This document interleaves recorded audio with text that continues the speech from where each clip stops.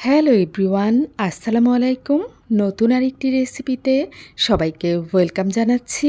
আজ আমি তৈরি করতে চলেছি চিংড়ি মাছ এবং কাঁকরোল দিয়ে খুবই চমৎকার একটি রেসিপি। আমার বাসায় এই রেসিপিটি আমি সবসময় তৈরি করে থাকি, মেহমান আপ্যায়নেও তৈরি করে থাকি। আমার বাসায় বলা যায় এই রেসিপিটি জাতীয় খাবারের মতো। বিভিন্ন ধরনের সবজি দিয়ে আমি এই রেসিপিটি তৈরি করে থাকি। তো কাঁকরোলগুলোকে আমি একদম কুচি কুচি করে কেটে নিয়েছি বিচি ছাড়িয়ে। চিংড়ি মাছগুলোকে চামড়া ছাড়িয়ে নিয়েছি। একটু বড় সাইজের চিংড়ি মাছ হলে খুবই ভালো হয়। সব ধরনের মশলা দিয়ে আমি চিংড়িগুলোকে ম্যারিনেট করে নিচ্ছি। ম্যারিনেশানে দিয়ে দিয়েছি লবণ, 1 চিমটি হলুদ, সামান্য মরিচ, ধনিয়া জিরা, আদা বাটা, রসুন বাটা, সামান্য রোস্টেড গরম মশলা পাউডার। পেঁয়াজগুলোকে কিউব করে কেটে নিয়েছি। এবার চুলায় পাতিল বসিয়ে পেঁয়াজ দিয়ে সাথে দিয়েছি একটা তেজপাতা। পেঁয়াজকে হালকা ভেজে নিয়েছি, খুব বেশি ভাজিনি।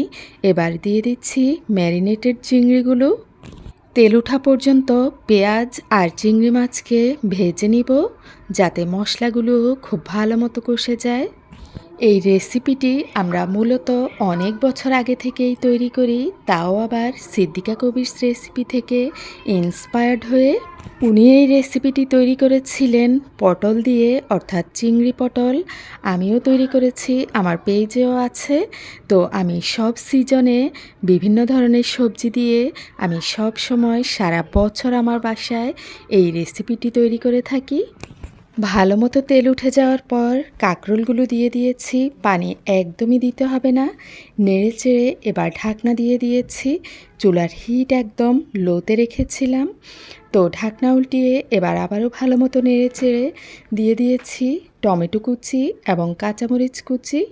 আমার ছোট বোন যখন কোনো একটা চ্যানেলে সিদ্দিকা কবির রেসিপি দেখে দেখে বিভিন্ন ধরনের রেসিপি তৈরি করত এবং পারফেক্ট হতো তার প্রত্যেকটা রেসিপি। আর সেই সময় কিন্তু আমি রান্নার একদম ধারে কাছেও ছিলাম না। রান্না যখন আমার 80% মতো কমপ্লিট হয়ে গিয়েছে, এ পর্যায়ে এসে আমি একটা ডিম ভেঙে দিয়েছি। ডিম ভেঙে দেওয়ার পর আবারও যখন নাড়াচাড়া করতে করতে তেল উঠে যাবে, সে পর্যায়ে আমি বুঝে নিব যে আমার রান্না হয়ে গিয়েছে। এবার সার্ভ করে নিচ্ছি। পেঁয়াজগুলোকে কিউব করে কেটে নেওয়ার কারণে রেসিপিটি দেখতে কিন্তু অনেকটাই ভালো লাগে, খেতেও কিন্তু ভালো লাগে।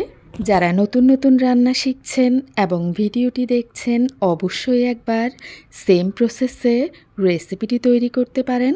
হতে পারে পরিবারে এটা আপনার তৈরি করা একটা সেরা রেসিপি। যেমন আমি আমার বাসায়ও সবসময় এই রেসিপিটি তৈরি করে থাকি। অনায়াসে আমি বাচ্চাদেরকেও খাওয়াতে পারি। বিশেষভাবে বলতে চাই, কাঁকরোল, পটল কিংবা চিচিঙ্গা যেটা দিয়েই রেসিপিটি তৈরি করেন না কেন, অবশ্যই বিচি ছাড়িয়ে নিতে হবে। তাহলে ছোট বড় সবাই পছন্দ করবে। তো সবাই অনেক অনেক ভালো থাকবেন। সবার জন্য শুভকামনা রইল। আল্লাহ হাফেজ।